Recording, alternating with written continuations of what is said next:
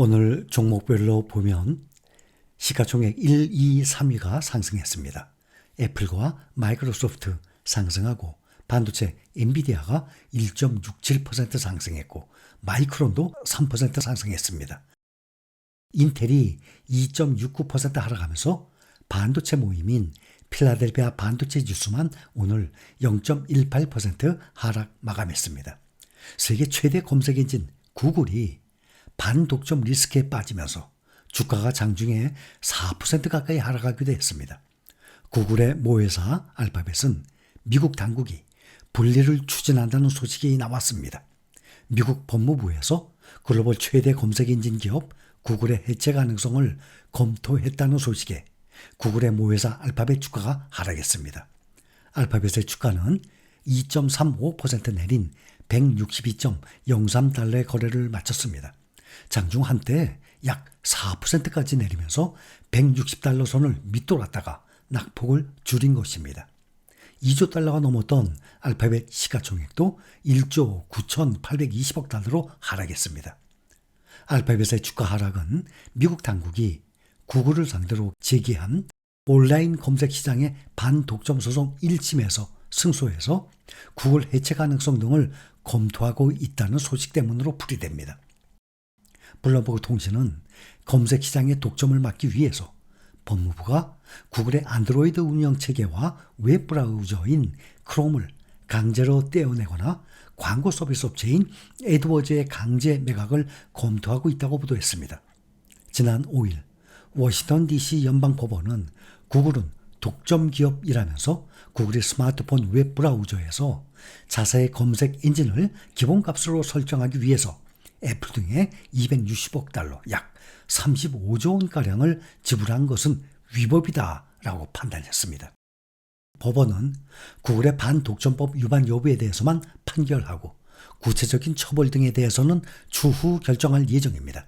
다만 기업 해체를 포함한 법무부의 시장경쟁 제고 방안은 법원의 승인을 받아야 하고 구글이 항소한다고 밝힌 만큼 최종 판단까지는 몇 년이 걸릴 것으로 예상됩니다. 한편 미국 법무부는 1990년대 후반 윈도우 운영체제로 PC 시장을 장악을 했던 마이크로소프트를 상대로 반독점 소송을 제기해서 해체를 시도했지만 성공하지 못한 바가 있습니다. 전기차는 루시드를 제외하고 일제히 하락했습니다. 테슬라도 전 거래일보다 3.1% 급락한 201.38달러를 기록했습니다. 중국의 전기차 업체 지코가 테슬라보다 더 빨리 충전되는 충전기를 개발했다고 발표를 하는 등 중국과 경쟁이 치열해졌기 때문으로 풀이가 되고 있습니다. 어제 소셜미디어 X를 통해서 열렸던 미국 공화당 대통령 후보 도널드 트럼프 전 대통령과 일론 머스크 테슬라 최고 경영자와의 온라인 대담에서 트럼프 전 대통령이 머스크 당신은 훌륭한 제품을 만듭니다. 솔직히 말씀드립니다. 모든 사람이 전기차를 가져야 한다는 뜻은 아닙니다. 그러나 당신의 제품은 놀랍습니다. 라고 칭찬을 했습니다. 업종별로 보면 은행주가 투자심리 개선으로 전반적으로 상승세를 기록했습니다. JP모건이 1.11% 상승, 뱅크 오브 아메리카 0.91% 상승, 모건 스탠리 2.82% 상승, 골드만삭스도 1.37% 상승, 대형 은행주 주가가 모두 올랐습니다. UBS는 지난 2분기에 시장 예상치 5억 5,240만 달러의 2배에 달하는 11억 3,600만 달러의 순이익을 내면서 주가가 6% 가까이 올랐습니다. 리건 캐피털 최고 투자 책임자 스카일러 와이넌드는 미국 증시가 올해 남은 기간 계속 호황을 누리면서 5%의 추가 수익을 낼 가능성이 매우 높다면서 소비 지출과 기업의 대차 대조표가 매우 강하다라고 분석을 했습니다. 국내 개인 투자자들, 해외 주식에 투자하는 개인 투자자, 서학개미들이 미국 증시에서 레버리지 ETF 투자에 나서고 있습니다. 15일 오늘 한국이타결제원에 따르면 서학개미는 최근 한 달간 반도체 3배 레버리지 ETF SOXL 14억 4,636만 달러, 우리 돈으로 1조 9,620억 원, 약 2조 원 가까이 가장 많이 매수했습니다. 이 ETF는 필라델피아 반도체 지수 하루 등락률 3배를 추정하죠. 최근에 미국 증시 폭락으로 반도체주와 함께 해당 지수가 급락을 하니까 향후 반등 가능성을 점치고 적극적으로 사들인 것으로 풀이됩니다. 실제 최근 한 달 전만 해도 64달러대였던 SOXL이 26, 27달러까지 떨어졌다가 30달러대를 이제 넘어섰습니다. 반토막 났습니다. 이와 같은 기간 서학개미들은 나스닥 100 세부 레버리지 TQQQ를 3억 139만 달러, 약 4,090억 원, 그 다음에 엔비디아 2배 ETF NVDL 3,374억 원, 또 테슬라 2배 ETF TSLL 2,248억 원 등 순매수했습니다. 미국 증시가 지난달 7월 10일부터 하락하기 시작을 했다가 지난주부터 지금 5거래일간 다시 상승 중에 있습니다. 최근 1년간 상승폭을 보면 테슬라를 제외하고 모두 크게 상승 중에 있습니다.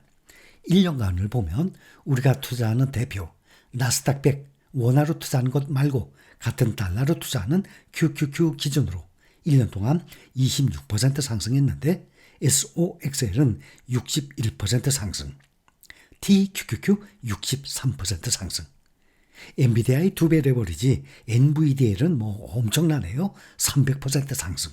그런데 테슬라의 2배 레버리지 TSLL만 지금 1년간 마이너스 39% 하락 중에 있습니다. 올해 상반기만 해도 엔비디아와 테슬라, 마이크로소프트 등 개별 기술주들을 크게 사들였는데 미국 증시 폭락 후에는 2배, 3배 레버리지가 적용된 기술주 ETF에 집중을 하고 있습니다. 이렇게 급락장에서 더 단기간에 더 큰 수익을 얻기 위해서 레버리지 상품으로 기술주 투자 양상이 옮겨간 것으로 풀이가 되고 있습니다.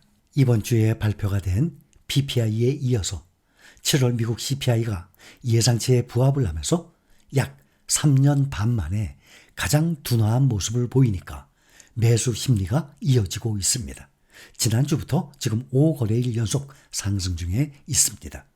미국 노동부는 오늘 증시 개장 전에 7월 CPI가 전년 동기 대비 2.9% 올랐다고 밝혔습니다.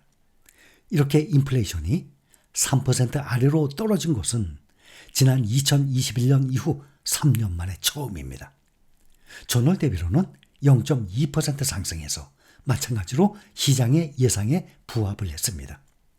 변동성이 심한 에너지와 식품 가격을 제외한 근원 CPI도 전년 대비 3.2% 상승해서 월가의 예상에 부합했습니다. 전월 대비로는 0.2% 상승, 이것 역시 시장의 예상에 부합했습니다. 앞서 전날 발표됐던 PPI 생산자 물가지수도 크게 둔화한 것으로 나타났습니다.